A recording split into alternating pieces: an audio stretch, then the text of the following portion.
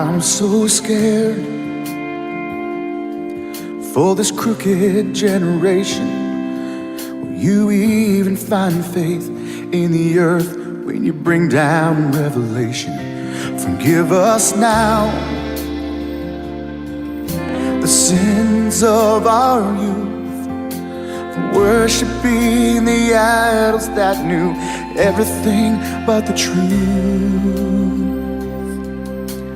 Teach us how to uncorrupt our minds.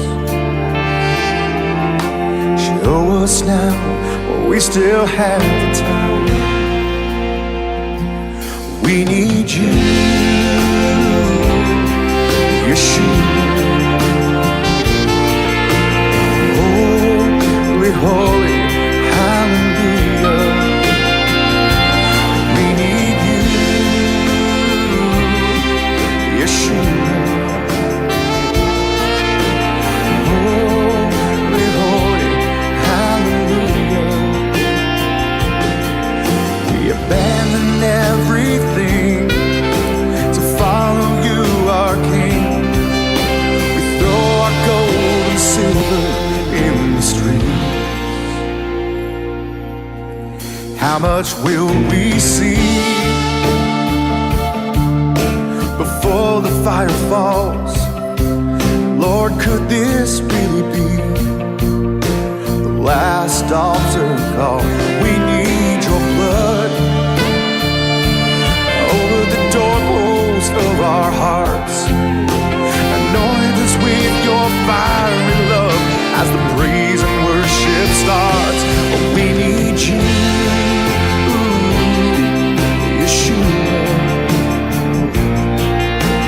Holy, holy, hallelujah. We need you, Yeshua. Holy, holy, hallelujah. We abandon everything to follow you, our King. We throw our gold and silver in the streets.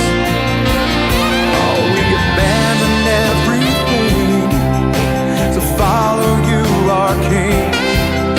We throw our gold and silver in the streets.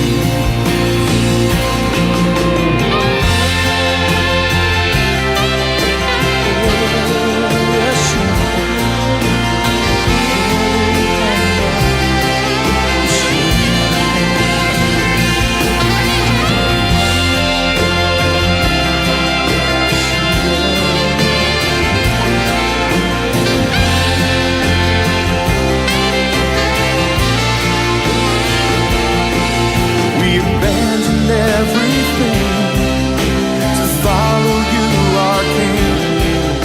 We throw our gold and silver in the street. We abandoned everything to follow you, our King. We throw our gold and silver in the street.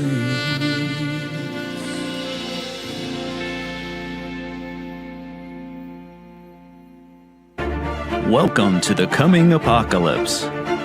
Evangelist and pastor Paul Begley will take you on a journey into the end times prophecy. He'll examine current world events and explain how they relate to the end times. For decades, Pastor Begley has provided people all over the world with an understanding of today's world events from a biblical perspective. Now, here's your host, Pastor Paul Begley. Are you serious? Are you serious? You better get ready tonight because this is a very prophetic broadcast. Welcome, I'm Pastor Paul Begley, and this is the coming apocalypse. Prime time live Thursday nights. Mike from around the world is going to be joining us, but there's so much happening right now that the Bible, the prophecies are literally jumping off the page. I was telling Israel Hall, who's producing tonight's broadcast, I told him on the way over to the studio tonight, I said, Israel, I wish tonight I could talk to Dr. Jack Van Impe, Dr. Irvin Baxter, and Dr. Chuck Missler, all three who I talked to about this event, Ezekiel 38. And it was Missler who said the very next major biblical prophecy that will be fulfilled will be Ezekiel 38, the battle of Gog and Magog. You know, Israel even played music for Chuck Missler in his church few years ago. So, I mean, yeah, we've been blessed to meet these men of God, and their prophecies from the Bible are coming to pass. I'll also tell you now, let me put a shout out right now for noblegoldinvestment.com, www.noblegoldinvestment.com. And if you set up a gold or silver IRA with Noble Gold, they will give you this gold coin. It's actually 1/10 of an ounce solid gold. It's printed, it's an American Eagle collector's coin, and it's printed at the U.S. Mint. They'll give this to you for free. And they'll do it because they want to help you diversify your 401k. Look, the stock market, who knows where that thing's going. And also the currency value with this hyperinflation, our money's not worth what it once was. So maybe a little bit of diversification with some precious metals. Pick up the phone tomorrow morning. Tell them Pastor Paul Begley sent you. The number is 877-646-5347. That's 877-646-5347. And you'll be glad you did. Now get this. I'm drinking water tonight out of one of these constitutional glasses, We the People. But I'm also drinking coffee out of one because we don't have any coffee cups. So I said, Israel, put it in a glass. It's fine. Coffee's good in a glass. I'll do it. So, no, it's not bourbon. I heard you. No, it's coffee. But anyway, let me just say real quick, Mike from World is going to be here with us. We got so much to talk about. But do you remember the dream that I had about 2.5 months ago now? It's over at Patreon. I shared the dream while interviewing Agent X. And in the dream, I seen Russia and Ukraine, and I seen this battle that's happening right now. I seen Russia invade Ukraine, and it was a major war. And the whole world, in my dream, the whole world was looking at this map. I mean, that's what I see in the dream. They were all looking at this. And the Lord spoke to me in the dream and said, Paul, but look at Israel. And I turned like this and looked. Israel had a larger conflict happening against Israel over here than what was going on here. And it's incredible today that Vladimir Putin's deputy foreign minister made the announcement today that, oh, by the way, Jerusalem is not the capital of Israel. It's Tel Aviv, he said. And we do not recognize, Russia does not recognize the Golan Heights as part of Israel. We say it's part of Syria. Unbelievable. Just out of the blue, on the very day that you're doing a massive invasion on Ukraine, you're going to start this over here already? Unbelievable. I almost fell out of my chair. Heidi said, look at this. And she started reading it to me. I said, no, that can't. Are you serious? Guys, we're living in the days of prophecy. We're on the brink of the beast. We're on the edge of eternity. This is the apocalyptic hour. Something biblical is going on with the signs of the second coming of Christ. And if there was ever a time, I'm not even going to play around tonight. If you are not saved, you are in trouble. You're in worse trouble than the people in Ukraine right now. You know, by the way, we got a real good friend of our online church. He's been a member of our online church for 9 years. He and his family are in Ukraine tonight, and they're trying to leave the country, and they have a car arranged. I'm not going to say no more, and I'm not going to give them away, but please pray for them that they are able to leave and get out of the country. So pray for them, as they will be driving to a border, and I'm not going to even say what border it is. Just pray that God will make them invisible as they and give them total favor. They're blessed and highly favored. Believe me, they are. pray as they go through that everything will work out. I need you to do that tonight in Jesus' name. These are mighty people of God. I want to thank all 2,500 of you with us already. Can I read a scripture before I even get started with the current events? I want to read this scripture. If you go to Daniel chapter 7, we're going to take a look at the prophecy that's happening right now. It's unbelievable. In Daniel 7, the Bible says, in the first year of Belshazzar, king of Babylon, Daniel had a dream and visions of his head upon his bed. Then he wrote the dream, and he told the sum of the matters. Daniel spake and said, I saw in my vision by night, and behold, the four winds of heaven strove upon the great sea. Four great beasts came up from the sea. And in this part, folks, sea would mean a sea of people, okay? Four beasts, these are four distinct kingdoms that rise in the last days. They're diverse from one another. They're different from one another. The first was like a lion. Dr. Baxter truly believed that was the United Kingdom, and had eagle's wings on its back. That would be the United States. I beheld till the wings thereof were plucked, and it was lifted up from the earth, and made stand upon the feet as a man, and a man's heart was given to it. The United States of America breaking away from the United Kingdom and becoming a mighty, strong nation on its own. And I beheld another beast, a second likened to the bear. That would be Russia. And it raised up itself on one side, and it had 3 ribs in its mouth, of it between its teeth of it. And they said thus unto it, arise, devour much flesh. This is the bear. This is Russia rising up and tearing down 3 kingdoms or 3 nations.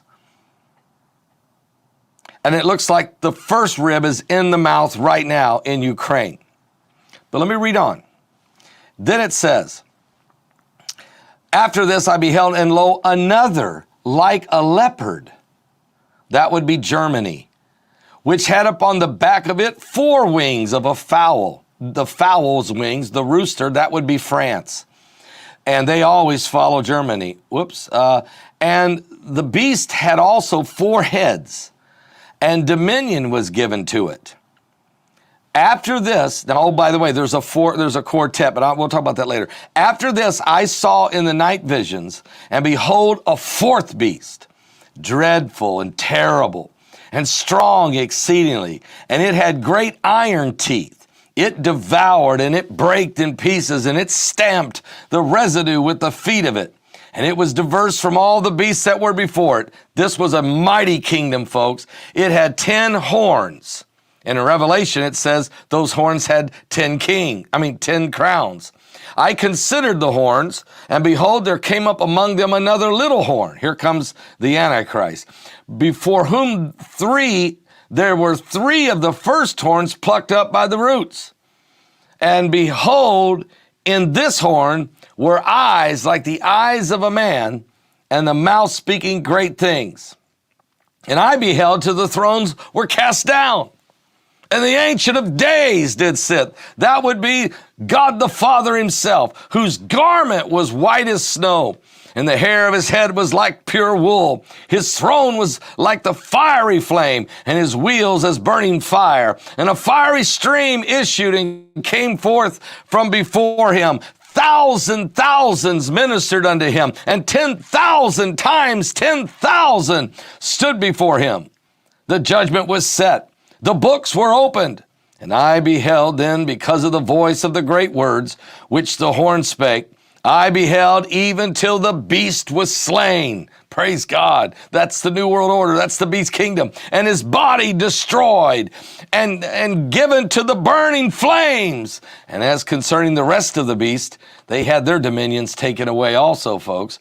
Yet their lives were prolonged for a season and time. And I saw in the night visions, and behold, one like the Son of Man, came with the clouds of heaven. He came to the Ancient of Days, and they brought him near before him. And there was given him dominion and glory and a kingdom, that all people, nations, and languages should serve him. His dominion is an everlasting dominion which shall not pass away, and his kingdom that shall not be destroyed. Are you serious? Are you serious? That is the kingdom of the living God. But you can see these end time empires playing a key role in the end.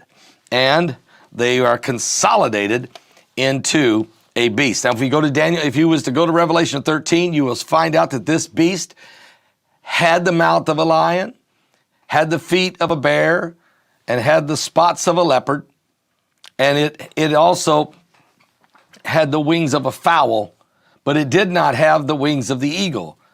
Then you'll find the wings of the eagle were soaring and protecting Israel in the 12th chapter of the book of Revelation. So in other words, those three kingdoms in the end consolidate into one. That is this beast. This is the new world order. We're going to continue to watch that as we go forward. Now, folks, Russian President Vladimir Putin has threatened the West with a nuclear attack in his 5:45 a.m. speech early this morning. In this, he said that if anybody tries to interfere with Russia's objective and invasion in Ukraine, they will face an attack, basically, the likes of which they've never seen before in history. Now, some people think that means he was talking about a nuclear attack, but we've seen nuclear weapons. But we also know that the Pentagon said that Russia has 2 new weapons that's never been used before, and they are dreadful. And folks, I'm not sure what that means, if it's a space war, a Star Wars type thing, or some other microwavable thing or laser beam thing. I'm not even sure what in the world it is, but whatever it is. And they also have a hypersonic missile that we have no defense for. So Russia is setting on some, and we'll ask Mike from around the world about it. We'll ask Mike from around the world about it tonight to find out can he tell us what that meant? What is this weapon? Can we get that out of Mike tonight? We're going to try. And also, as you guys know, Russia invaded Ukraine, and it's really, it looks like it could be a slaughter, although the Ukrainian army is fighting hard and has actually took back the international airport that Russia first seized just outside of Kiev, but the Ukrainian army got it back. Now, that might just be temporary, but it was at least that was one win for the Ukrainians.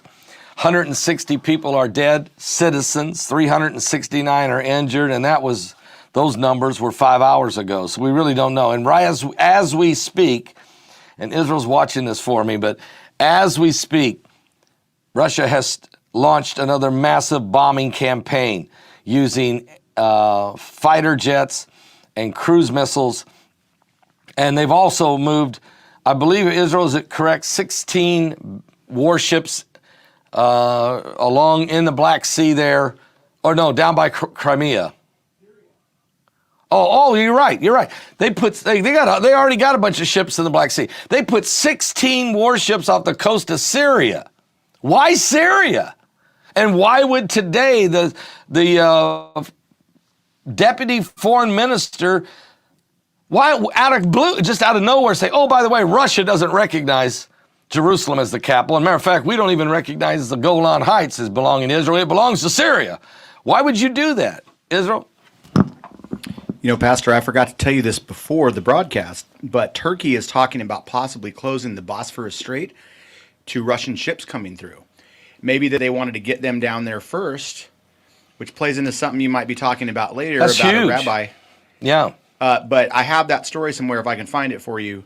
Okay. And airdrop it to you. So in other words, Turkey, who is part of NATO, is saying they may help the West out by actually closing off the straits. That's incredible. I mean, really, I'm stunned. We'll see. But of course, Russia and Turkey go way back, man. They've had some brutal wars for 1,000 years, so you never know. Everybody's playing everybody. This is all is fair in love and war. And it's what's dangerous is Putin has crossed a line that cannot be brought back. The genie is out of the bottle. He has basically said, I don't care what the United Nations says. I don't care what the world order is now. I am going to restore Mother Russia to her glory. And I'm going to take back everything that I've lost. And he, when you read his speech, and Heidi printed it out for me, it's a 12-page speech, and I read it, and it's incredible, the mindset. Man, he's angry all the way back. He's taking this thing all the way back to World War II. And he's upset about how the lines were drawn at the end of World War II. He's upset about that Russia lost the war. He's upset about democracies, that all these European nations that used to be under Russia are now free people of living in free societies. He's upset about a lot of things, but he's also upset about how the United States lied about whether or not Saddam Hussein had nuclear weapons. He also is upset about the Arab Spring that came under Obama's administration. He's upset about George W. Bush going into Iraq on a lie that Colin Powell told right on the Security Council right there at the UN. So he brought out some key points. Even is upset at Bill Clinton for stirring up Chechnya and Georgia and Kosovo and creating a headache for him, for the Russians. So he's got some points I understand, but he's also got some, man, he's a KGB who sees his time as running out. This guy actually thinks he's going to conquer the world. And that includes Israel. When we come back, we're going to take a look at more information, and we'll give you some info that just came in right after this.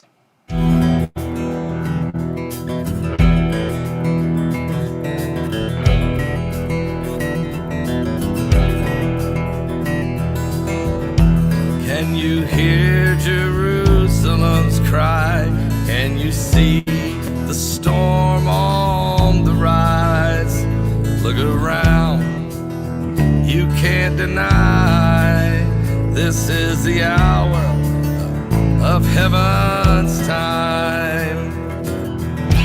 Armies gathering in the east for the war that's soon to come.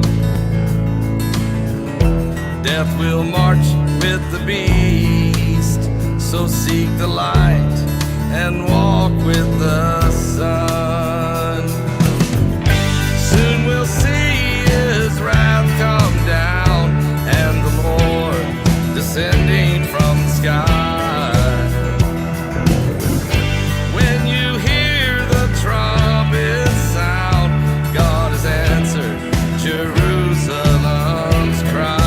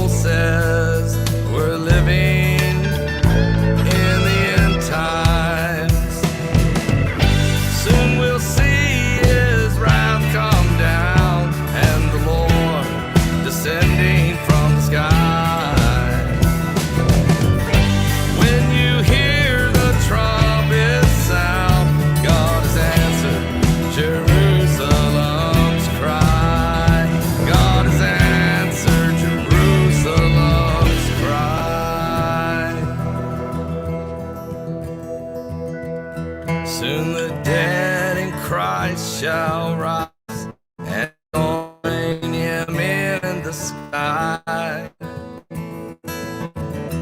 Even unbelievers will see God has answered Jerusalem's cry. God has answered Jerusalem's cry. Folks, also yesterday we did get confirmation by one of our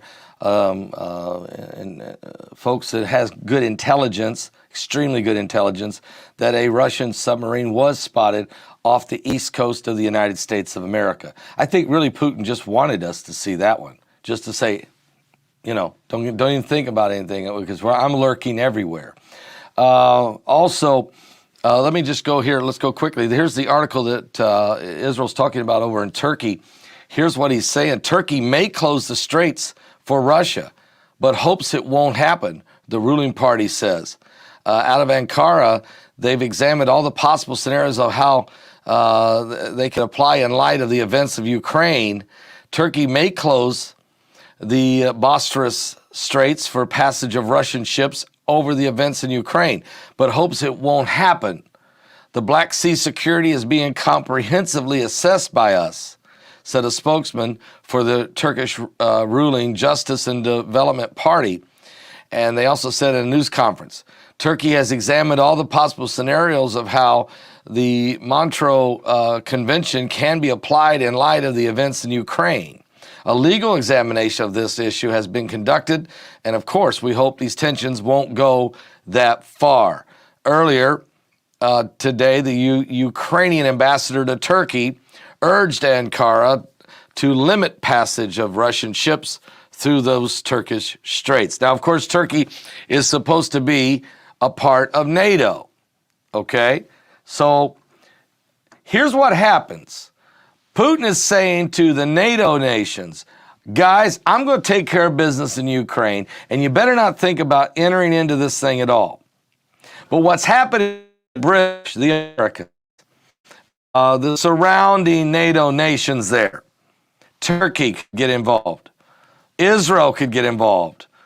Several nations, of course, could get involved in different ways. They could do cyber attacks. They could do blockades. They could cut off. They're doing all kinds of sanctions anyway. So and here's the deal. You might not think that's war, but when anything you do, you're entering into a war mentality. And that's when things get very dangerous. And remember who Russia's big brother is. Their big brother's China, believe me. So we're dealing with that.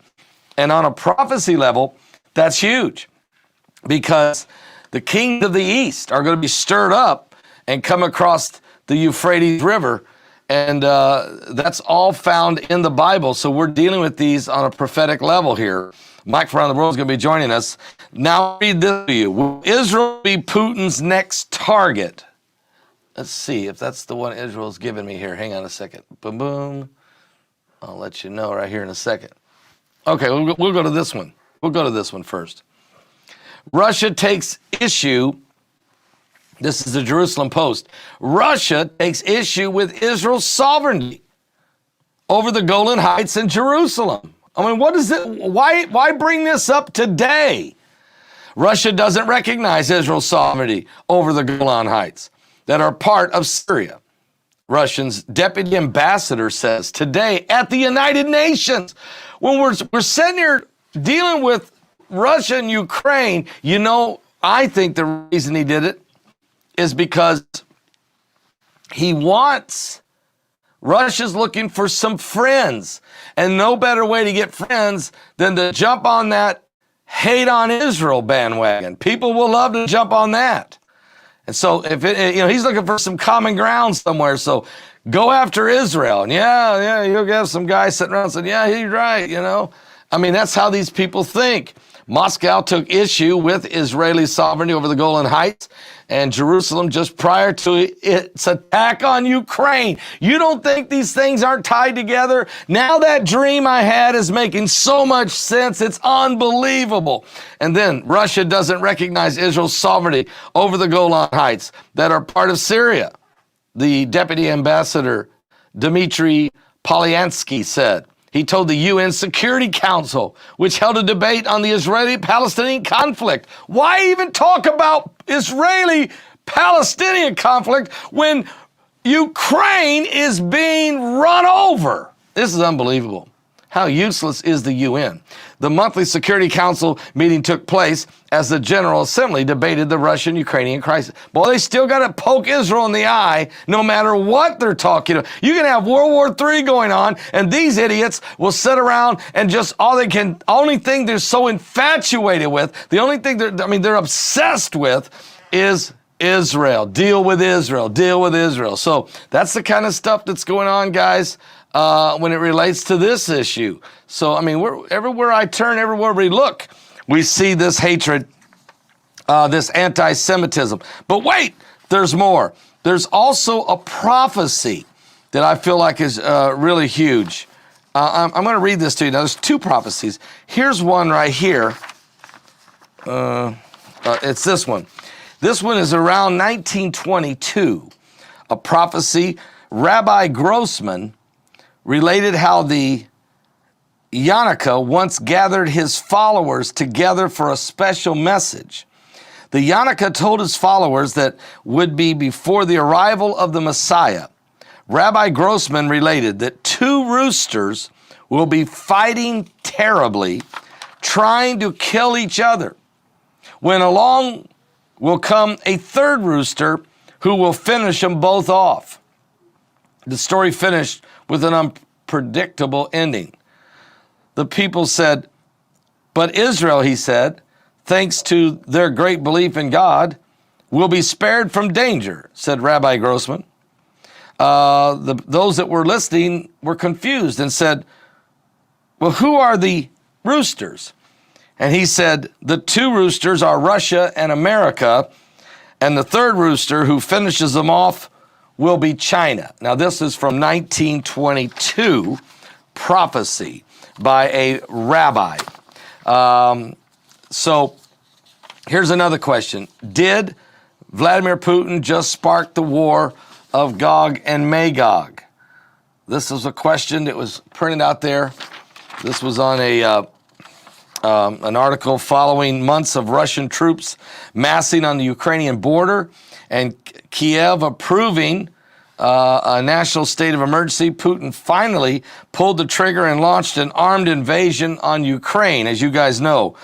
And according to a well-known rabbi, Russia, he said, is Magog, described in the book of Ezekiel. Following the decision to invade, the Kremlin evacuated its Kiev embassy, and U.S. President Joe Biden approved sanctions to move forward against the nation of Israel. Germany shut down the Nord Stream 2 gas pipeline, and other nations are now joining in with sanctions. But that has not deterred Vladimir Putin. He is absolutely laser focused on what it is he plans on accomplishing. And he has crossed the red line. He's not coming back. Now, in the midst of all this, there was another prophecy that came forward, and it was from a rabbi in 1797. When you hear, this was Rabbi Vilna Gaon, and I've brought this up a long time ago before on YouTube.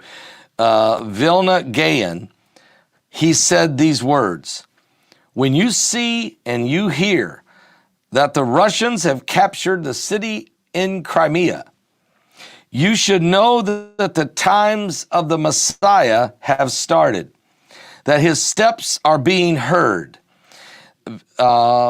Vilna Gaon then told his followers just before he died this prophecy in 1797.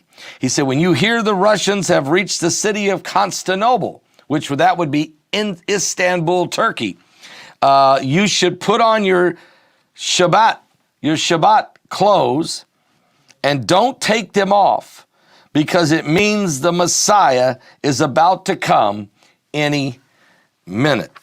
So, interesting prophecy when you're looking at what's going on right now. Of course, as Russia has control of Crimea and is now taking control of the rest of the country, we assume. It's getting very, very dangerous out there, and the things that are happening are disturbing. Now, NATO is going to activate a defense forces after Russian invasion of Ukraine. According to reports, they say that peace in Europe has been shattered. NATO has land, sea, and air forces at ready. Now, one of our intelligence friends, another one, contacted me yesterday and said that, and this was last night, and said, man, there is a ton of F-15s, F-22s, F-35s, B-52 bombers has just left the United States, headed to Europe. A lot of them leaving right out of Florida. That was confirmed this morning that the U.S. has put airplanes everywhere. And oh, by the way, so have the British, the French, many nations now. According to reports, NATO Secretary Jens Stoltenberg spoke out against Russia's military offensive against Ukraine and provided some details of how the organization plans to combat any threat to member states. During a news conference Tuesday morning, Stoltenberg said that the North Atlantic Council decided to activate their defense plans so that they can send NATO forces to wherever they need to, and they are doing it. They are beefing them up. Matter of fact, another 8,000 troops from the United States have just headed to the theater. NATO's core task is to protect and defend all allies. There must be no room for miscalculation or misunderstanding, Stoltenberg said. The Secretary General said that they were deploying forces on land, at sea, and in the air, including thousands of troops, at least 120 Allied ships, and more than 100 jets, all on high alert, ready for action. We will continue whatever is necessary, he said, to shield the alliance from aggression. Peace cannot be taken for granted. Freedom and democracy are contested by authoritarian regimes, according to Stoltenberg. We will protect our people and our values. Democracy will always prevail, and freedom will always prevail over oppression. Here's Jens Stoltenberg, who is the Secretary he's the Secretary General of NATO. Of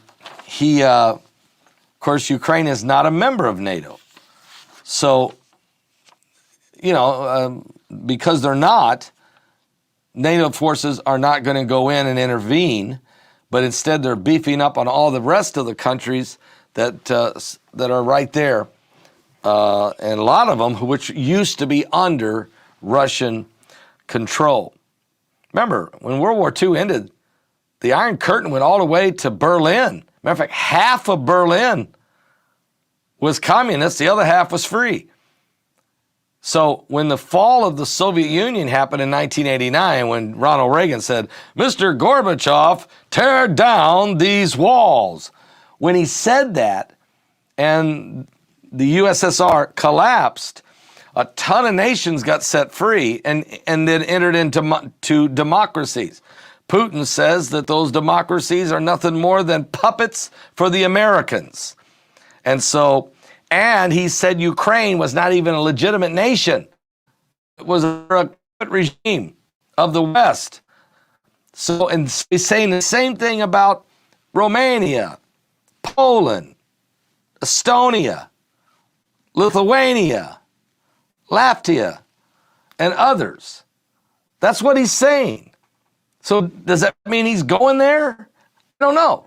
We're going to watch and see what's going on. That's why Mike from the World is going to be joining us. But this is the most dangerous time we've ever been in. Okay? This is the most dangerous time we've ever been in. I don't know what else to say. This man has snapped. Something has snapped. I felt it a few weeks ago when he was giving that speech, and he was angry, and he started threatening everybody. You could pick up on the sense right then that I think Mike from around the world said something's happened. He no longer has that poker face anymore. He has a different look, a look of vengeance, a look of anger, a look of he's had enough. And so we are really going to watch closely now, because we're entering into the Bible prophecy of Gog and Magog. And when we come back, we're going to talk about this some more, because Mike from around the world is going to join us. Don't go nowhere. This is the coming apocalypse.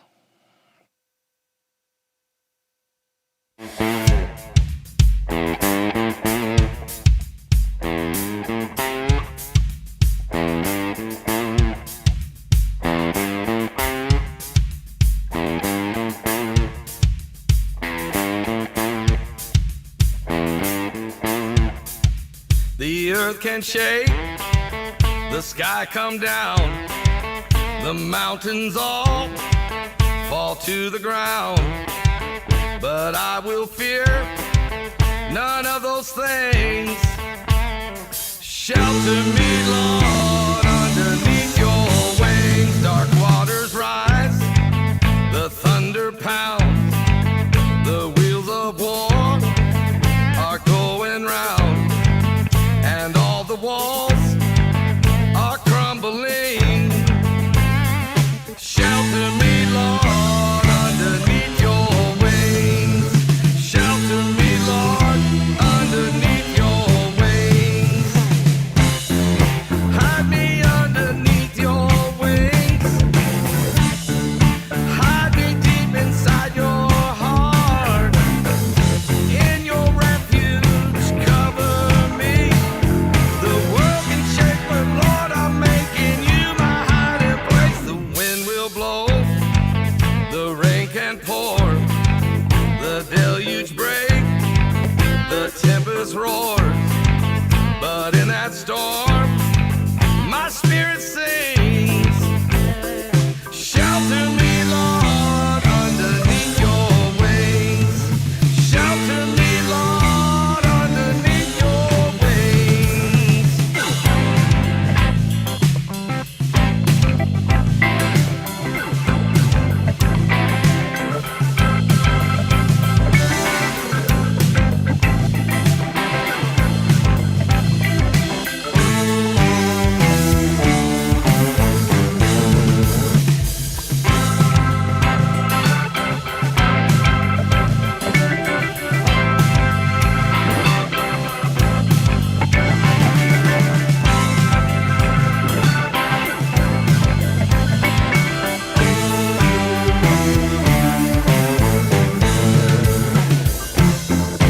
Hide me underneath your wings. Hide me deep inside your heart. In your refuge, cover me. The world can shake, but Lord, I'm making you my hiding place. Now on that day, you call for me. Someday when time no more shall be, and I say, death, where is your sting? Shelter me, Lord, underneath your wings. Shelter me, Lord, underneath your wings.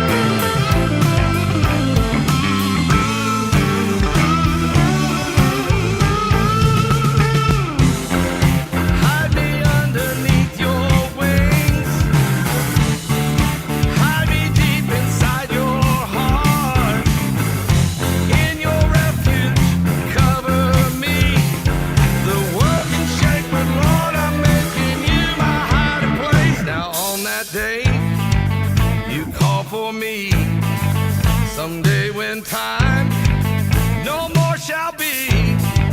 Well, I say, death, where is your sting? Shelter me, Lord, underneath your wings. Shelter me, Lord, underneath your wings. Shelter me, Lord, underneath your wings.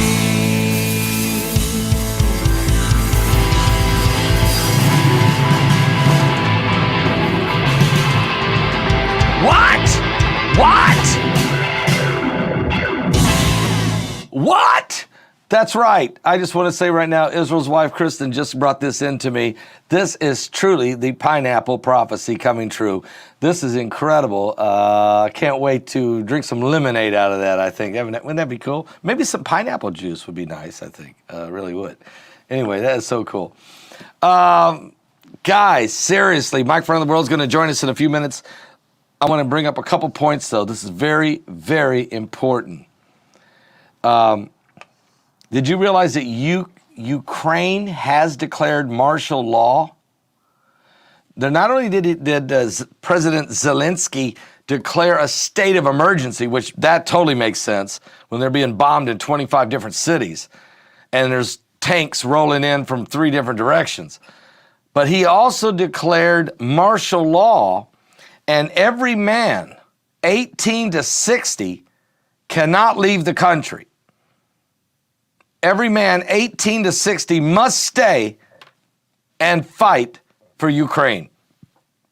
And Zelensky also announced that he is the number 1 target of Vladimir Putin, that he's target number 1, and that Putin wants to kill him so that he can topple the government.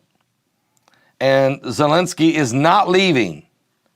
He is staying in Ukraine with his people. This is an incredible situation here. I never thought, you know what? Now, I've seen people have reasons for war, and it's usually they find fault with whoever it is they're going to go fight with. In this one, 12-page speech, never once does Putin blame the Ukrainian people or the Ukrainian government of doing anything. He blames the West. He blames America. He blames the British. He blames the French. He blames NATO. He blames. Some of his complaints are legitimate. I agree. Clinton shouldn't have messed up and got involved and stirred up the Islamic population in those countries, but he did it so he could rock the boat and keep Russia off their sure footing. I agree. Bush should have never went to Iraq. There was no weapons of mass destruction. Even President Trump said that at the very time when he put it in his book. We all know this. Colin Powell, I don't know who deceived who, but man, that just flat out wasn't right. We all know that it was a messed up Arab Spring should have never happened under the Obama administration and Hillary Clinton. So that's 4 presidents that I can understand Putin being frustrated with, messing up the world order. But that does not give him a right to slaughter the innocent Ukrainian people. His beef is not with the Ukrainians. His beef is with the West. And if you listen and read between the lines, that's who he's really wanting to defeat, the West. What does this mean? But why throw Israel in this? Why throw Israel in this? What's going through his mind? I read in the Bible sometimes about Pharaoh.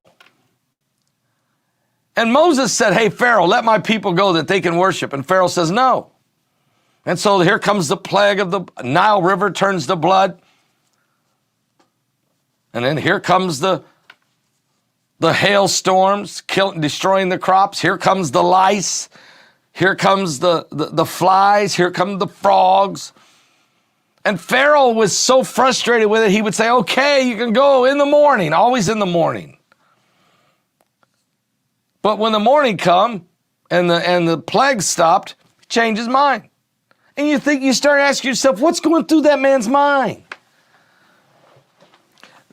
It's amazing to me when prophecy begins to happen, people do things way out of character. They'll do things that are rational, don't make sense. It's as if some type of other, spirit begins to dictate their moves. And we've seen this in history. But when we watch prophecy, we wonder, like I said, he's got some legitimate complaints. But at the same time, it doesn't give him a right to just go and destroy a nation that people just like me and you going to work every day, kids going to school, playing soccer games, everybody's just trying to live a peaceful life, and then all of a sudden all hell breaks loose. No. So this is why I'm saying, and he loves his country, I understand that. I know he's a nationalist, and in his mind, he needs to take more ground to preserve his nation, in his mind. In his mind. But if you're President Zelensky, in his mind, he's just trying to rule a nation and live in peace. He loves his country too.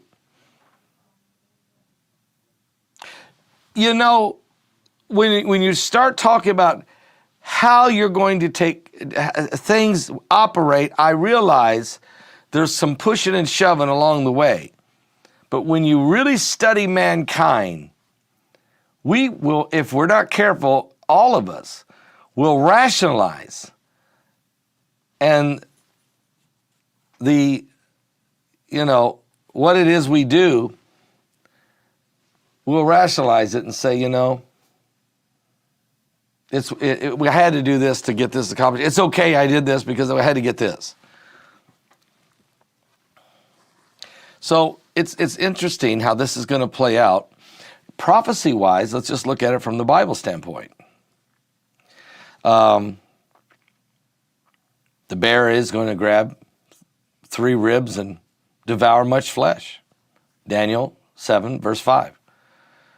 The Bible says in Ezekiel 38 that Magog will gather Meshech and Tubal and Tarma and Gomer, and Ethiopia and Persia and Libya and other bands, and they will come overtop the Golan Heights, the mountains of Israel, and come in to attack Israel. It just says it's going to happen.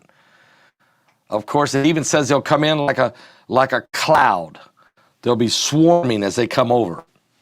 Yet they will run into the power of God.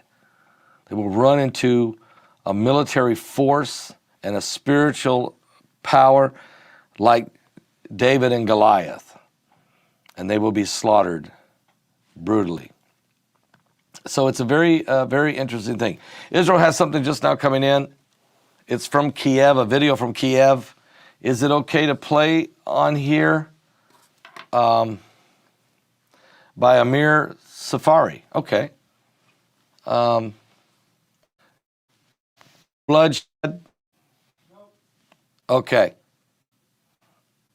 Let me go with it.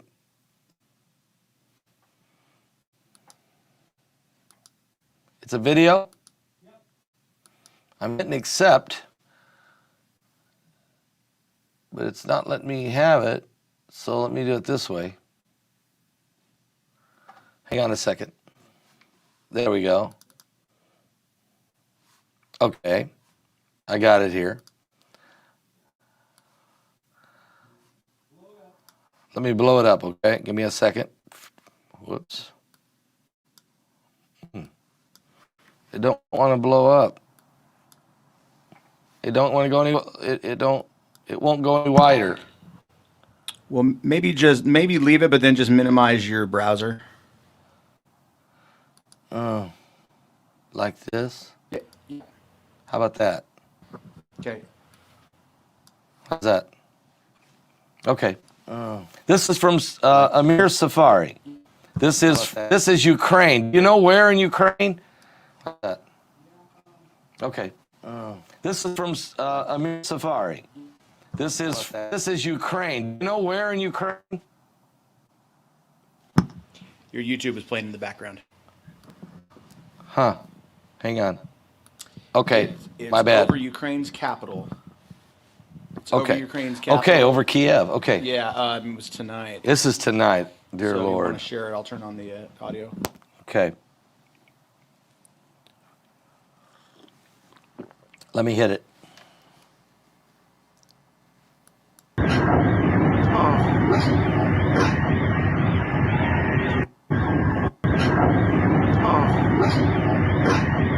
What is that falling? Is that a plane that was shot down? Yeah, he's saying it's most likely a Russian jet. Yeah. That was shot down. I actually have a better video of it now. Let me rip it and send it over. Okay, let's Give see. me just a minute. Yeah, that really does look like a plane that was shot down and falling there over the city of Kiev. Now, I know that the Ukrainians were given some weapons by the United States to some defense, some I think what they're called. Don't ask me, I'm not a military guy, but it was anti-aircraft and missile defense systems. They were at least got. Is this it right here, Israel? Okay, wait a minute.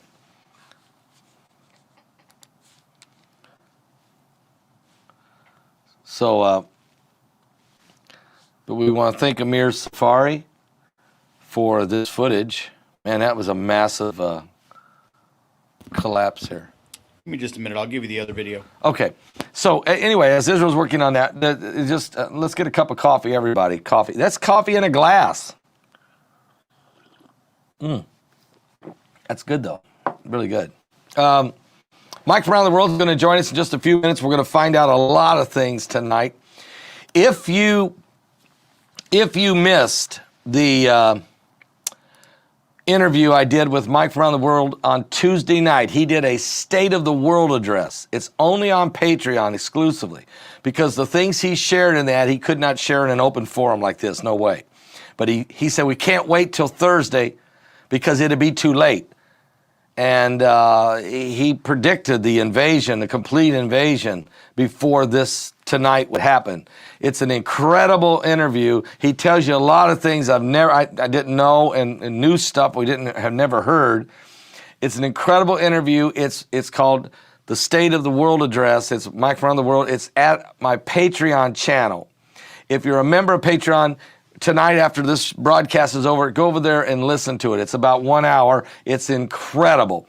If you're not a member of Patreon, you can become one easy by going to our Patreon channel and just, sign up. A lot of people give around $5 a month. Some people give more than that. Some give less. But you're helping us spread the gospel of Jesus Christ to the world, be honest with you. And so it's incredible. Matter of fact, while Israel's working on this, let's get a song. And during this song, Israel, we're going to lift an offering because March the 1st is our 12th anniversary, online. The Lord told us to do it. I didn't know what I was doing. I didn't even understand why. And nobody cared for at least 6 months. But the Lord was testing me for such a time as this. And he said to me, get a cup of coffee. So I've got a glass of coffee tonight. Get a Bible. I've got it right here. And look into that camera and show people the current world events and how they relate to biblical prophecy. And don't stop till I tell you. And he said, by doing this, you ask people if they want to be saved. So let's lift an offering tonight, right now, if you would give. And of course, March 1st is the big day we'll give, but let's give tonight as well. So as we get a song, we'll be right back with more in just a moment.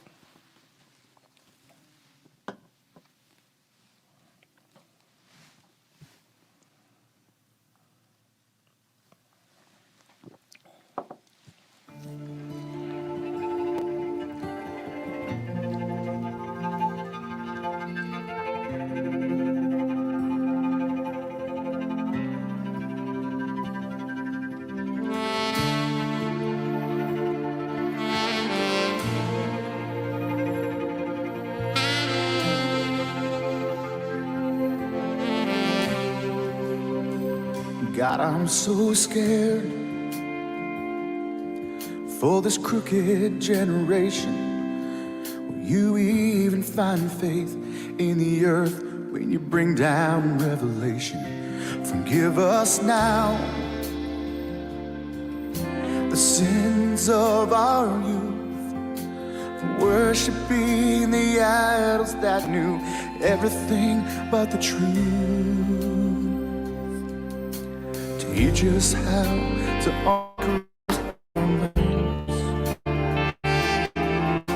Show us now while we still have the time. We need you, Yeshua. Holy, holy, hallelujah. We need you, Yeshua. Holy, holy, hallelujah. We abandon everything to follow you, our King. We throw our gold and silver in the streets. How much will we see before the fire falls? Lord, could this really be the last altar call? We need your blood over the doors of our hearts. Anoint us with your fiery love as the praise and worship starts. We need you, Yeshua. Holy, holy, hallelujah. We need you, Yeshua. Holy, holy, hallelujah. We abandon everything to follow you, our King. We throw our gold and silver in the streets. Oh, we abandon everything to follow you, our King. We throw our gold and silver in the streets.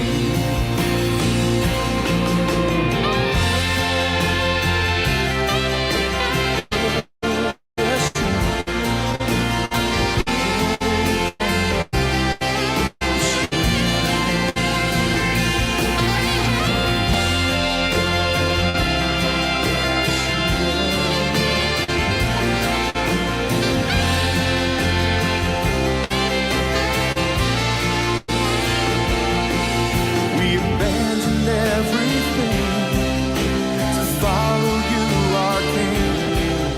We throw our gold and silver in the streets. We abandon everything to follow you, our King. We throw our gold and silver in the streets.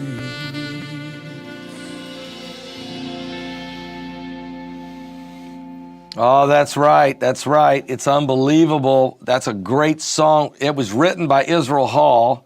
He also was singing it there and was playing the saxophone in that, which was beautiful. And that song's going to be on my brand new album that's coming out. So get ready. This album is just incredible. I just can't wait to get it out there for you. I really, really can't. Thank you for your offerings you're giving tonight. Thank you for doing that, being faithful. You're making a difference, folks, and people getting saved. I know we had 20, I think it was 23 or 25, I can't remember, salvations yesterday. And it was just incredible how the Lord is saving those that are lost. Let's go here right now. Here is this another video of what happened in Kiev tonight.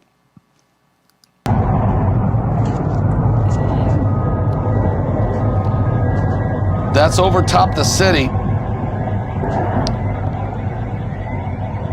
That is an incredible scene, and you can imagine you're living in this is Ukraine. You're just living in you're a normal family, and this is going on over top of your head in the capital of Ukraine. Now, no doubt that is an airplane that has been shot down by the Ukrainian military. I would almost guarantee that's a Russian fighter jet that was shot down. It's an incredible scene, but I tell you, this is real world, folks. What's real world? What's happening right now? We're living in these last days. Mike from Around the World is going to be joining us in a few minutes.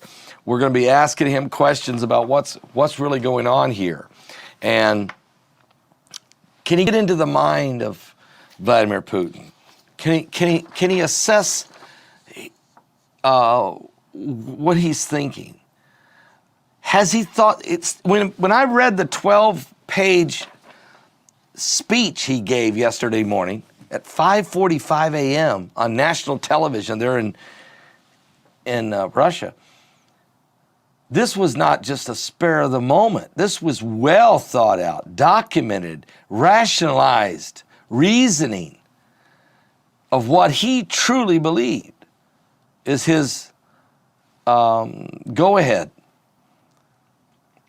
And what does that mean? How far? Because it reads like he's going to war with the West, like he really wants to go to war with the West. And is that what he's doing? Is this just the beginning of it?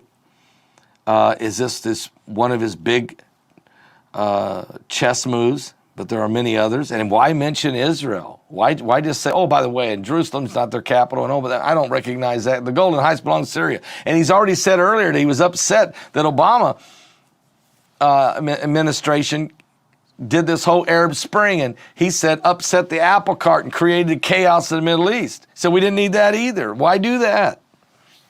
Now, is he also ignoring radical Islam? Was he ignoring, that mentality as well? I don't know. I mean, look, I'm not a psychologist. I'm not a sociologist. I'm not a cardiologist, ophthalmologist, meteorologist, climatologist. I'm not a urologist. I'm not any of those things. I'm barely a theologist, and to be truthful, I'm just a country preacher from the cornfields of Indiana. But I can see the signs of the last days. We can see the things that are happening right now, that we are watching the prophecies. Jesus said in the last days, wars and rumors of wars. Nation shall rise against nation, kingdoms against kingdoms. There will be droughts, famines, there will be plagues and pandemics, pestilence and disease. There will be false Christ and false prophets saying that they're the Messiah. It's going to get insane. It already is insane. And there will be people the Bible says because iniquity abounds, the love of many will wax cold. And so this is it. We're marching toward the coming of the Lord Jesus Christ. We are on our way. We're traveling 1,000 miles an hour toward the judgment seat of Christ. And I'm afraid that millions and millions of people are not ready. But Jesus said, I am the way, the truth, and the life. No man comes to the Father but by me. If the Bible says, with the heart man believes unto righteousness, and with the mouth confession's made unto salvation. If you'll give Jesus Christ your heart, he will be found with you. And you don't have to stress out over even what's going on. I'm disturbed by what I see. I'm disturbed by I feel so bad for the people of Ukraine.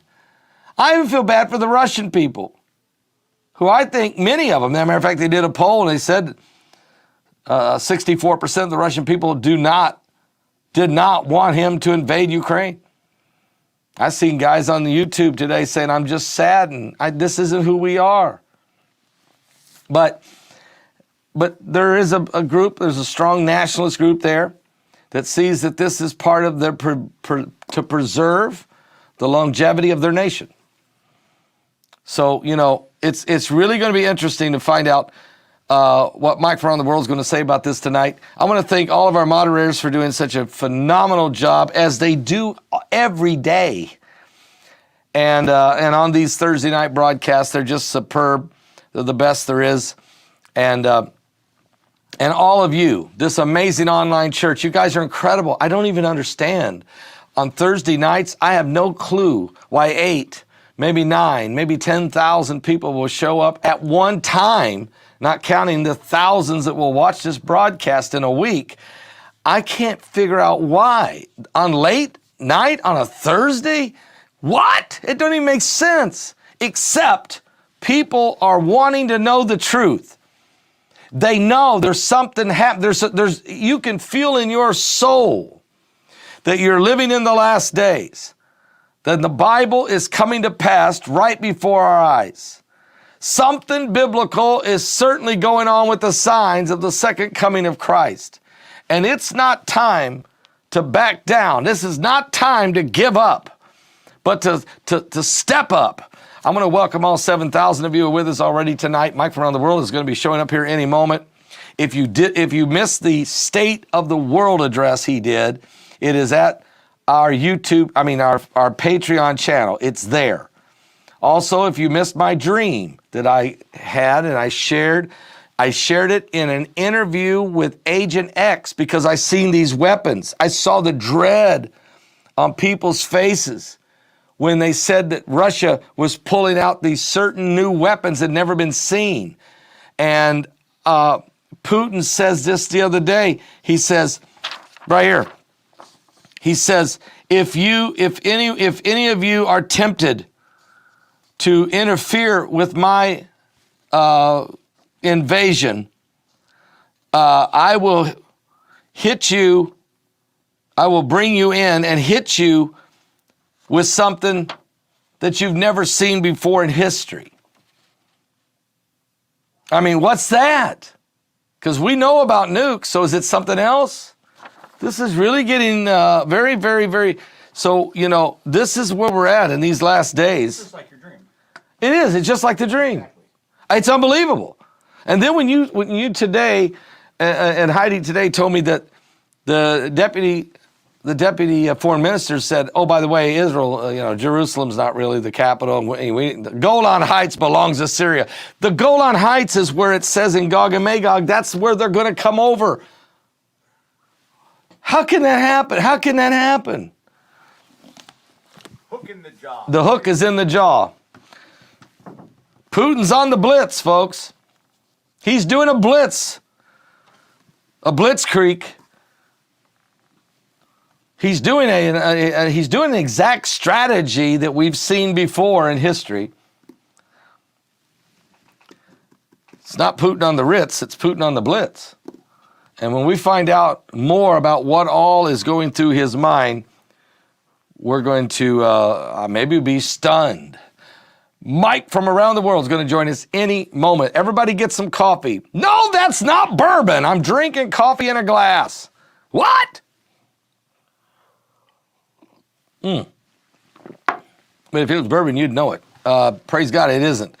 What? Are you serious? Get some coffee, everybody. Calm down. Jesus Christ is coming soon, and he's coming after those that are ready. Mike from the world is going to join us in a moment here. I'm so thankful for each and every one of you. What about Zelensky? He is the number one target of Vladimir Putin. Yet that man is going to stay, even if it means he's going to die. Unbelievable. Let me plug this in real fast, folks, see if we can get Mike on the line. 1 second, please. I'm struggling, and that's because I'm struggling. Mike from around the world, are you here? Pastor Paul Begley, good evening. Good evening, Mike. Good evening. I hope all is well with you and yours and everyone involved. So, Mike, what's going on? You called it Tuesday night in that interview we did, your State of the World address. You said 72 hours, he's going in, if not sooner. And I said, well, we could talk about it Thursday night. You said it's too late. You were right. Yeah, well, unfortunately, here we are. Mike, And might I add, this is the give me a beginning little more. of a few steps we'll likely cover. Okay. Let's talk about that, Mike. What would those steps be that you see? Does Russia, I mean, they're going to try to take the entire country of Ukraine. There's no question there. So what are the steps? Well, the NATO right now, they have, they're pulling out all the stops because they have to make sure that NATO territory is covered. So we have international forces on standby, ready to deploy to strengthen areas that are along the border with NATO. And because Putin he already went into airspace he wasn't supposed to go into. He did that 3 or 4 times. He also has bombers on patrol right now. So that's not a good thing. Last night, those bombers went into full flight. And there have been some aerial incursions last night also. I think about 16 aircraft went down as of last night. I'm not sure what everybody is hearing right now. Well, wait, are you saying that 16 Russian aircraft was shot down? Well, not all Russian, unfortunately. So, Okay. but there have been some aerial issues going on right now, and so it's important that NATO watch both the airspace. There's also a bit of tension concerning satellites right now. Every missile that has a pretty large heat signature that NATO picks up, they're going to have to watch space, because if they start watching too much, Putin has communicated several different threats. Things have been picked up through encrypted radio chatter that if NATO starts to see too much, right, they're going to knock down the communications satellites that they're utilizing to do this. Does Russia have the capability to do that? You better believe it. They could do it in a snap of a finger, and that would set off a new type of conflict no one's ever been in before. Plus, Russia has kept quite a few secrets, and nobody's sure as far as what heavy platforms he actually has in space. For example, during the Apollo missions, Russia sent 2 platforms in space that were just identified in 2020. What? As to what they were. Yeah, so they sent up mechanical bases. Not really with the high-tech equipment on there, but certainly the architecture for those devices, so that later on, as they develop, they could inch technology into space and complete it. And so that takes a lot of patience to begin a project, back in the 60s and complete it into 2000s, inching technology up there, developing it on the ground, launching it into space. So you're facing elements like that, which are largely unknown. So, it's pretty broad and vast, and nothing should be off the table in people's minds as far as what Putin will actually do. He's quite passionate about what he's doing. That's his ideology, is what he believes in, and that's precisely what he's going to do, is restore his national sense of purpose. That's what he's going to do, and he won't permit anybody to negotiate him or to negotiate with him to get him out of that mindset. Everybody can see that. So here we are, and that's just the beginning, because all of this will lead to the Middle East eventually. Now, what do you think about the fact that the deputy foreign minister, they're sitting at the United Nations Security Council. They're talking about Ukraine and Russia. And this guy says, oh, by the way, we don't recognize Jerusalem as Israel's capital. And also the Golan Heights, that's not Israel's either. That belongs to Syria. Why bring that up? Why bring that up? Which actually was in my dream. Something was going to happen over here. But why bring it up the very day you're invading Ukraine? That's why Putin is in Syria. That's why Putin has naval forces right outside of Cyprus. That's why all these submarine missions have been happening near Greece and other places, even around Italy. That's why these things have been taking place, because Putin has been positioning his army in all strategic areas to eliminate anybody who would stop his forward momentum. And he has a do or die mindset. All right, everything he does is calculated. Of course, lately it seems there has been a notable change in Putin, but he's going he's going full strength on all levels here. Mike, we got some news also coming in. Thousands of Russians are in the streets right now. They've been protesting in St. Petersburg, and I know that earlier today I saw that over 1,700 had been arrested. They're protesting against Putin going to war. Yeah, they might want to. As you're going to see, he's not going to back down from that either. Okay. He will, with a strong hand, deal with that as he sees it. Has something snapped? He will deal with it. Has something snapped in his mind? He isn't the cool customer anymore. You mentioned that last week.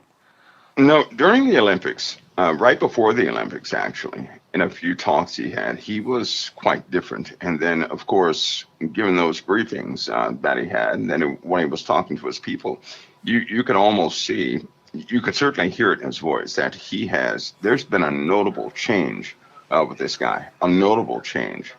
You know what it reminds me? There are certain times in history when certain people are dormant. Take Saddam Hussein. Now, he's not Saddam Hussein, but take Saddam Hussein, for instance. This guy was he was flagrant for a long time. But then you have other players that were behind Saddam Hussein that kept. Mike, you still there? Okay, Mike is still there. Why? Because of that notable change, right? Okay. Oh, did I drop? Did you lose me? Yeah, no, I didn't lose you, but we lost you for about 10 seconds, and now you're back. So Oh, okay. maybe you stepped on a couple toes there with Saddam Hussein. I don't know. But anyway, go ahead. But I was saying, though, all of these guys, they have these almost like a change of despotism and severe aggravation right before they begin to do a very momentous move. Now, personally, I don't believe that the Ukraine is his target here. I know that sounds strange, but I don't believe that. No, I don't either. He is, from last night to this point, he's not interested in hitting people. But that's obvious. He's not interested in causing casualties. He's been striking military targets is what he's been doing. He did nothing against people so far. Nothing, no targets against people. He's been after military targets, which means he has something else is on his mind. It may not be absolutely clear as to what that is, but something larger is on his mind also. Communications between Russia and Iran have picked up.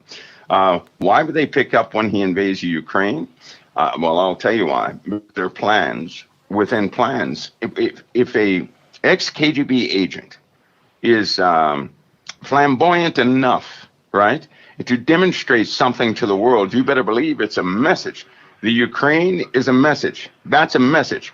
That's not actually his final objective. It's a message. And I hope that leadership is not so arrogant to miss the subtleties of what's happening here, because he's concentrating a lot of his diplomatic power, communications, and all that's being concentrated towards his number one ally, which is Iran.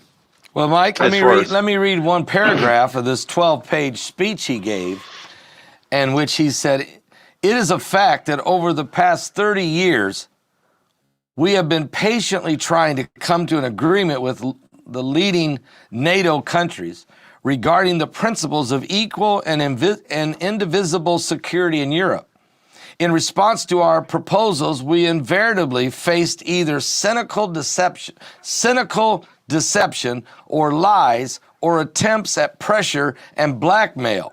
While the North Atlantic Alliance continues to expand despite our protests and concerns, its military machine is moving. And as I said, it's approaching our very border." So is this moved in Ukraine is not as much about Ukraine as it's about the West, isn't it? Yeah, it's a message because he's calling NATO. They are the neo-Nazis he's talking about. Yeah, NATO. I know, NATO. Yeah. NATO and how they arrogantly do what they do, right? This is by his view. He believes that they are arrogant. They can be arrogant. Yeah. They believe they're right all the time. They won't consider anybody else's voice. They only consider their own voice. He doesn't even like the fact that how NATO is somewhat biased against individuals of the Middle East. They, of course, everybody knows that NATO kind of pats the Middle East on the head like they're subsidiary human beings. And you have to remember, China, they have their ideologies. Russia has their ideology. But they have been the ones that have truly taken care of those things in the Middle East. They may not do things like we do, like the West does. They're certainly not indoctrinated into the ways of the West, but they have a lifestyle that they live. And communications has been futile. It's just not worked, right? Over all these years. He has a track record of going to the United Nations, talking with NATO and everybody else about specific problems. And every single case, they have shooed him away or they have delayed him. Now, this is known, right? It's not unknown. It's not like they didn't realize what they were doing. This is exactly how they treat or have treated Russia, and he can see that, right? If another country did the USA like that, not one person in the USA would stand for that. Now, this is something also the citizens don't really know about yet. But there is a segment of the citizens who do know about it. So let me share this with you, because this is where this is going. The Russian army, the entire Russian army, when the USSR, during World War II, there were a lot of adopted individuals, and Russia did not care about religion, faith, background, any of those things. Over time, there have been many different nationalities who have joined the Russian army. Do you not know that a little more than 40% of the Russian army is of a certain faith? Do you know that? Of one specific faith. That faith is shared in the Middle East. That's a huge percentage, Pastor Paul. That is huge. And it's a very, it's a scary percentage in this way. Wow.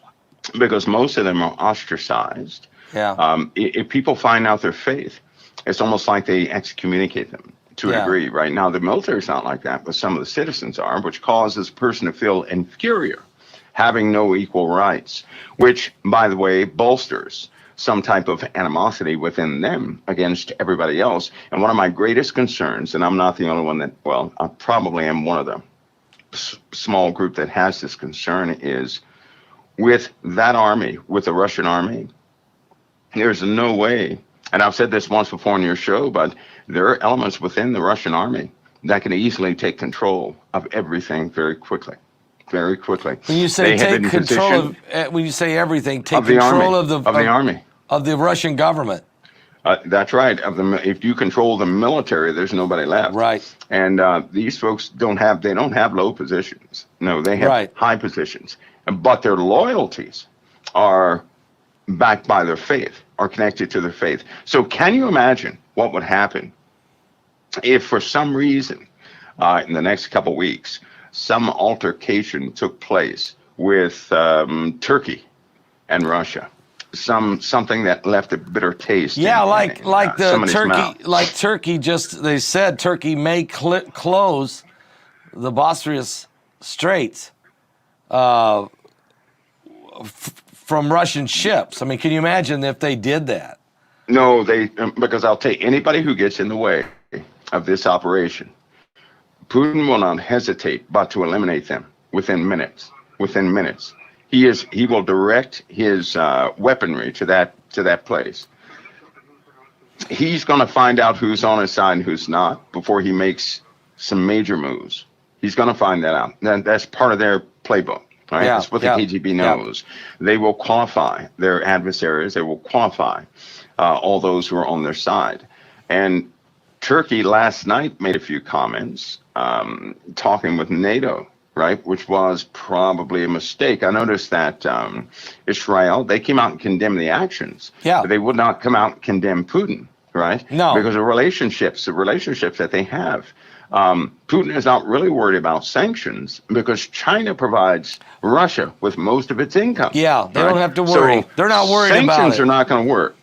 But doesn't President Biden know this? I mean, how could he not know that the sanctions that he's putting on them has already been covered by China?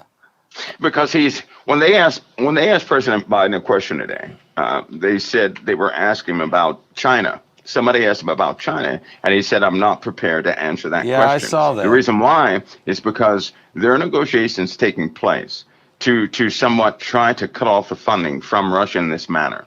Now, two things they have to balance out. They don't want to hurt the people in Russia. They don't want to do that. No.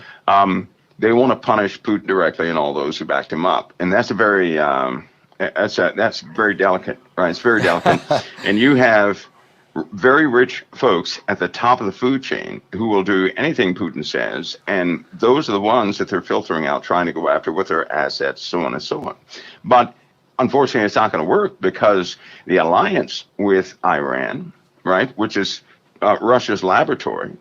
Yeah. Iran is Russia's laboratory, Yeah, there you go. and some other nations are gonna keep they can't even put in full sanctions because if they did and they didn't, Europe needs Russian oil. Yeah, they need it. They need it. They cannot afford to do anything. In fact, they tried to put that in place last night, and it quickly was shut down. They said, "No, we can't do that. We can't. We'll cut our own throats doing that." I mean, let me ask you a question. How in the world did Germany make such a blunder? This can't be a blunder. It had to be calculated. Because why in the world would Germany strike a deal to where 32% of their entire oil has to come from Russia, and then Germany supplies a lot of the rest of the European nations? I mean, how do you let yourself get in that position to a nation that you've been at odds with less than 70 years ago or 75 years ago? I mean, was that a deliberate move by Germany? As part of Putin's poker face. Putin for a long time was in cooperation with a lot of nations. We were, he was flying America to space every 2 weeks, right? Their scientists and our scientists were actually investigating Iran together, right? Yeah. So with Putin, it seemed like, wow, this relationship is growing. When it comes to economy and everything else, things had been changing. Even with the sanctions that were imposed with Crimea that are still in place, they were still, making amends for quite a few things until recently when they found out Putin was going to go ahead and reestablish the USSR. Right before, because two empires are about to be restored, and Russia's one of them. But there's a Middle Eastern empire that's also about to be fully restored. And when that, I believe that is the final empire, by the way. I don't believe there's going to be people left for any other restoration of anything else. What is about to happen is going to be life-changing for the entire world by way of restoration of things in the Middle East. Right. A power shift is happening. And if you notice, China's very quiet, right?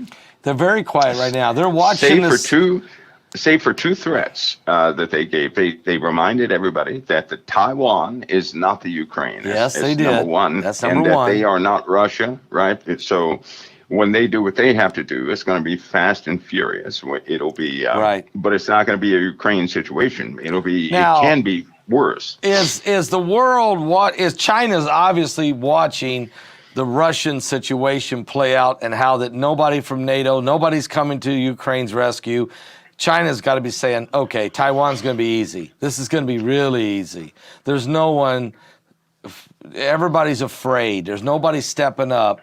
Do you feel that China's pretty well figured that out? Well, they know what they have, right? And everybody's going to sit back and see how this, in the next 2 weeks, is going to be the most important 2 weeks this world has ever had, because it will decide if further aggression will simply go off the scales or not. Mark my words, in 2 weeks, an evaluation will be done.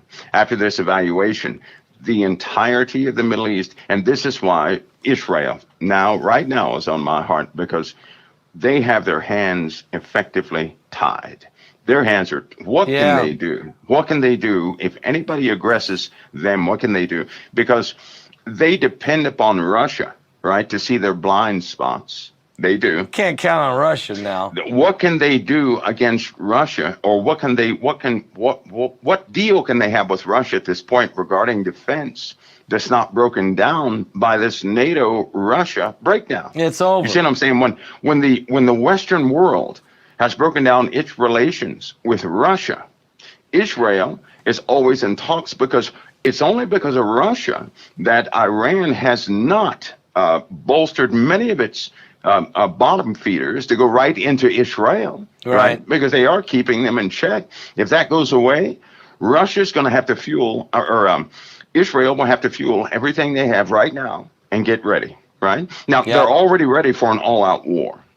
They're ready for They're ready Iran. for an all-out war. And I'm going to ask you, as these next 2 weeks, things are going to be, as you say, Russia's going to continue to go straight for Kiev. They got to get Zelensky. They're going to try to kill him, right? Let's be honest. They're going to try to kill him and take over the government in the capital, and then filter that out with the ground troops. Do you feel that the Ukrainian people's spirit will be broken if Zelensky is killed? And will they give up? No, the people that are over there right now, they, with bombs going off and everything else, they're scared. But guess they continue to say the same thing: we're not leaving. This is our country, right? You have grandmothers picking up AK-47s. Yeah. You have everybody's ready to fight. Of course, they're going to have that bit of fear, but and then their leadership in the Ukraine, it will be removed. There's no question about it. Yeah, Look, who can stop Russia from doing that? Nobody. I mean, this is a situation like one guy put it, like an elephant with a fly. And a lot of Russian folks don't agree with it. But again, this is, in the next 2 weeks, this will be gauged. And right after this, after the world sees the responses, what happens as far as what sanctions are actually put in place, although they won't take effect, some of them for months. They're going to gauge this in action within the next 2 weeks. Right after that 2-week mark, countries are going to take action, right? This won't be the only situation that we're looking at. That's a military operation. We're going to have many more. The whole idea, and this is why NATO right now has to show that they are, number one, unified. They can have no breakdowns. They already know this. They're being scrutinized. Yeah. There could be a sea campaign here shortly. That's because, of course, the oil is going to be messed with, right? Yeah. But Israel is still the component of the Middle East, that area that everybody will contest, that Iran is going to take full advantage of this situation. Yeah. Right? Yep. They did a few things this morning. They're testing the waters in a big way. What'd they do? And, What'd they do, Pastor, Mike? they did a few things this morning with about 3 UAVs. Okay. That is unheard of. And the bad part about it is what these UAVs were armed with. You can't shoot down these vehicles when they're armed that way. Now, that's no doubt they're testing the waters to see what's happening. And that's what really Turkey knew about these UAVs. They don't agree with what was happening. They did not agree with what was happening. They can hear the chatter between Russia and Iran.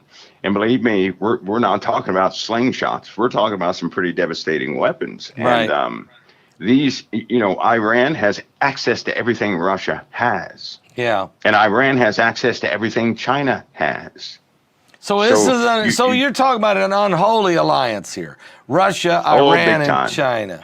Unholy. Well, big time. They've been supporting each other for the last, what? The last 30 years? Yeah. And then as technology has grown, specifically in the last 15, all of them went nuclear. All of them went nuclear.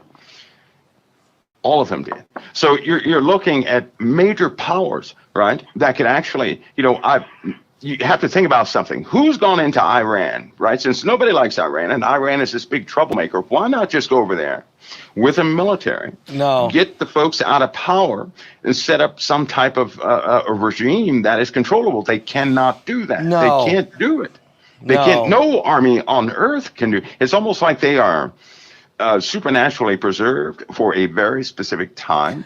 And with Russia, with their high presence north of Israel, right? Yep. You're looking at the gates are really about to open. There are more and more people, even with the Ukraine, lots of people have been emboldened.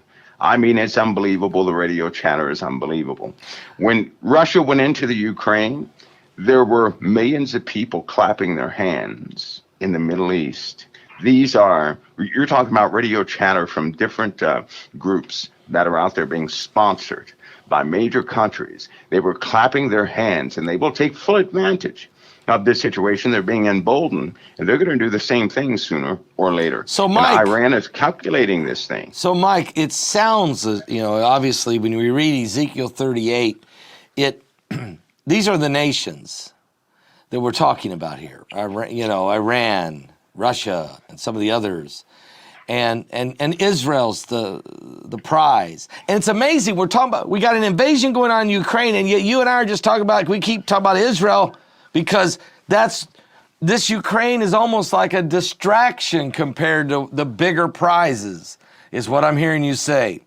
Do you feel that one of NATO's countries of the West is going to take a proactive strike here, and I don't mean attack Russia, but maybe cut a pipeline in half or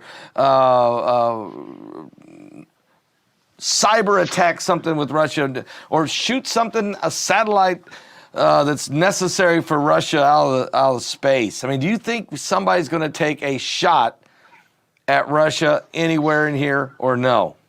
Well, that's a very good question. At the beginning of any conflict, you're going to have unified sides. It only takes 1 week, and people begin to disagree, angrily disagree, right? Yeah. This has happened through every single conflict that's been on the face of the earth. In the first week, it seems like everybody's unified, right? Because of shock and awe, because of the effects of shock and awe. Yeah. But then after a week, as soon as the proposals are really looked at, people begin to disagree with one another.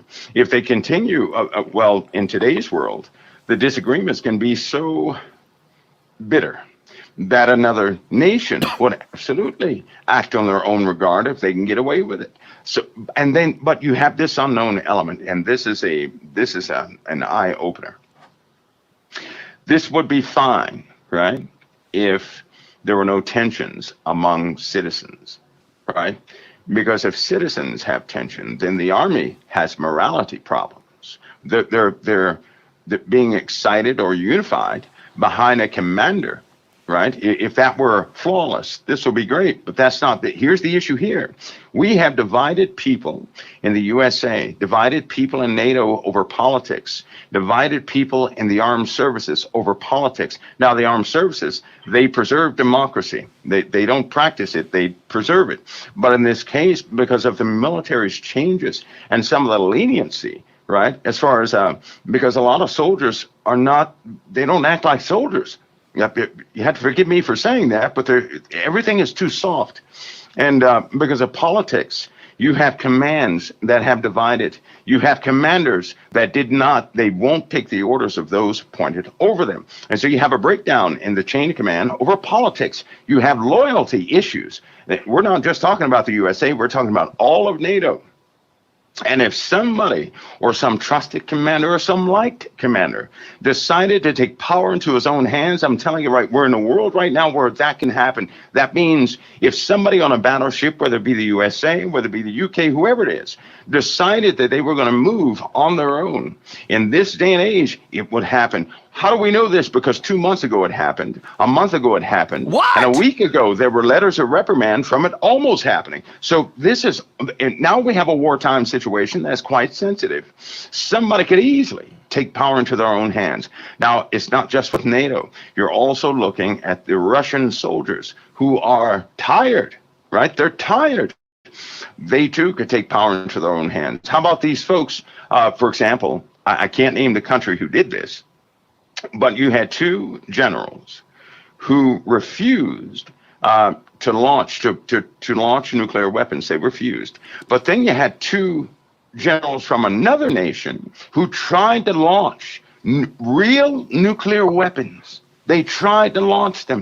This was 2.5 weeks ago. They What? tried to launch real nuclear weapons, right? So we have a problem. So what happens when Putin doesn't order this, or NATO doesn't order something, but something comes out of the blue? And this is what, when you have the wartime jitters, is what it's called, right? You have people with wartime jitters. They can get desperate enough to do something If like they that, don't, right? let's say they don't believe in the cause, or they believe in a cause and they feel like this needs to be done. You could have a rogue general or somebody who just says, you know what, I'm going to do this because it's the right thing to do, and these guys up in the top, they're too weak, they're too soft, I'm going to make it happen. I mean, that That's could right. happen. Let me ask you this question. Look, could Putin be assassinated within his own circle? That's a concern. That's always a concern with Putin. Always. That's always a concern. You know, this guy lives with that concern. He lives. Yeah, He he's lives with that stoned, concern. man. He's stone And believe me, cold. it's attempted more often than not. It Yeah. really is. Though you still see him with his poker face. That's why he has a good poker face. Yeah, he because does. the average person could not live under that amount of stress. No. They just couldn't do it. And he's not quite sure who his enemies are, who his friends are. He's not sure. And he's at that point now. It looks like it's actually something has gotten to him. Yeah. Right. Or that look of ambition he had the other day was just flat out spooky. Spooky Putin. It was spooky because he looked like he was talking about the Ukraine, but it was almost like he was communicating to everybody the Ukraine is an example of what's coming, and nobody better get in the way. Of course, it's almost like he knows they're going to try, and he's going to flatten them. So something else is coming down the pike. I don't believe for a minute that the Ukraine is the end of this fiasco here. I don't believe that. Now that's what I'm going to ask you. Can you give us an ideal? Okay, so the Ukraine, it's on, and obviously he's trying to take that country completely. How long do you think that takes? Do you think that, how long is this going to go on? That doesn't take long. It doesn't take long. Now, but will he occupy it, or will he put in a puppet government? If he changes the government, you have to remember the people. If you take a look at what the people talk about, the people are not like they're not like everybody else. They like their country. Now, when it comes to their leadership, right? They'll deal with the leadership as it gets there, whether they're pro-Russian or not. Right, they'll deal with the leadership, but they're going to want to get their lives back first, before they hop into any type of political anything. Putin understands what he's doing because with this war causes displacement. Displacement causes trauma.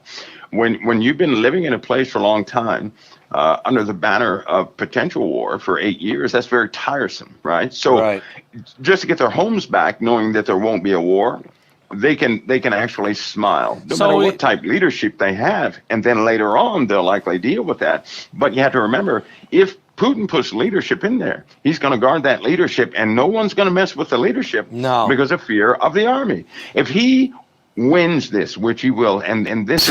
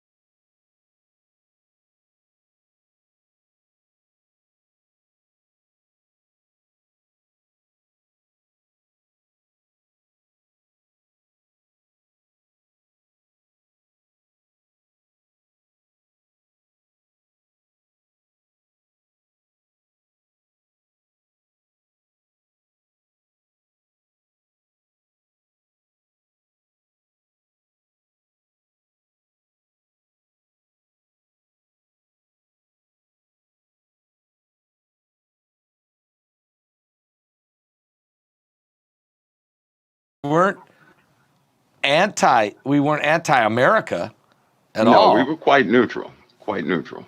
Check this out, I've never seen this before on my screen. I think you've got audio, but no video. It just did all of a sudden. I was sitting there.